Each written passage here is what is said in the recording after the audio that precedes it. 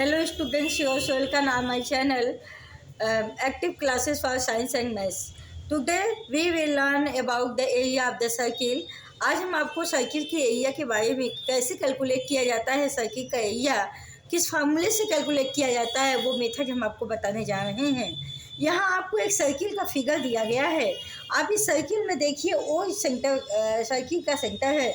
O is the centre of circle और O से circumference पर एक पॉइंट ड्रा की गई, एक लाइन ड्रा की गई है ओ सी।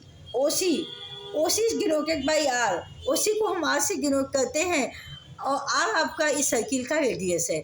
जैसा कि आप जानते हैं, ये ओ सी ही नहीं, सेंटर से आप सर्कमफरेंस पे कोई भी लाइन ड्रा करेंगे, सारे के सारे रेडियस होंगे और सब के सब इक्वल होंगे। जो भी एक रेडियस होगा वही सब रेडियस भी होंगे। ओ सी जो है यहाँ दिया गया है 7 सेंटीमीटर। मीन्स सर्किल का radius of the circle is given here 7 centimetre.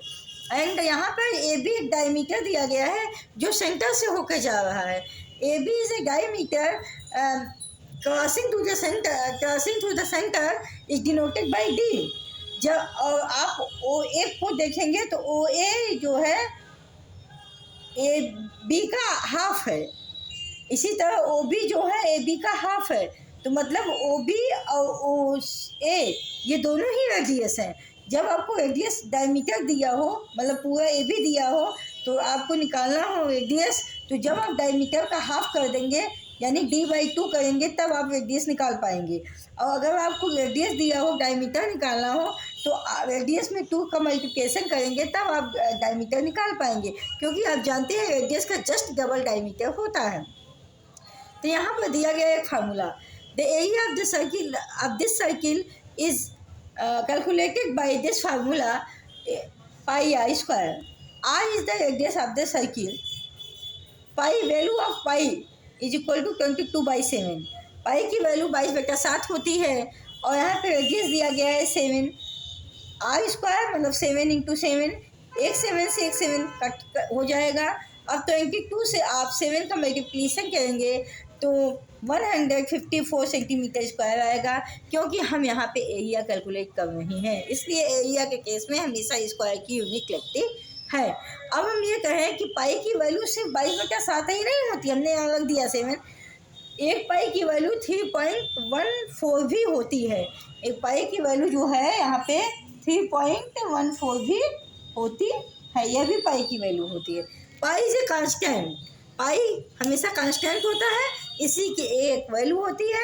या तो आप 22/7 रखिए या 3.14 रख सकते हैं पाई की वैल्यू। इसके बाद है सर्कमफरेंस ऑफ द सर्किल। वो सर्किल जिस वायर से बना होता है, जिस वायर को मोड़ कर बनाया जाता है, उसकी लेंथ अगर कैलकुलेट कर ली जाए तो वही उस सर्किल का सर्कमफरेंस होता है।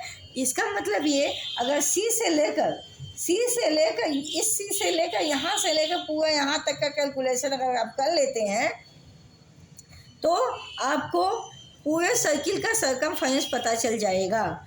और ये जो डायमीटर ए बी है, इस सर्किल को 2 हाफ में डिवाइड करता है। 2 हाफ मीन्स आधे सर्किल में डिवाइड करता है। इसलिए अगर सर्कमफरेंस ऑफ द सर्किल निकालना हो तो 2πr 2 यहाँ पे वैल्यू रखेंगे। पाई की वैल्यू 22/7 हमने यहाँ रखा है और आर की वैल्यू यहाँ दी गई है रेडियस 7। अब 7 से 7 कट जाएगा। अब वहाँ पे 22 में 2 का मल्टीप्लिकेशन करेंगे, 44 सेंटीमीटर आएगा। यहाँ पे आप we have to calculate easily circumference of the circle by the formula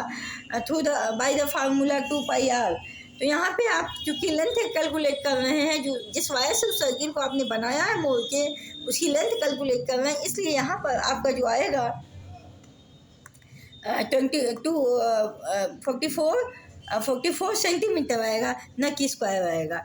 इसी तरह से अगर आपको आधे सर्किल की एरिया निकालनी हो, अगर हाफ सर्किल की एरिया निकालनी हो, area of half circle, half कहेंगे या सेमी सर्किल कहेंगे, सेमी सर्किल या हाफ सर्कल, तो इसको आप कैसे निकाल सकते हैं? पाई r स्क्वायर बाई 2। और इसी तरह का सर्कमफरेंस अगर हाफ का निकालना, आधा का निकालना है तो 2πr/2। इस फार्मूले से आप we have to calculate the area of the half circle pi r square by 2। अगर सिर्फ ए से लेके बी तक की एरिया निकालनी है तो ये फार्मूला आप यूज कर सकते हैं, इससे आपके आधे सर्किल की एरिया निकल जाएगी।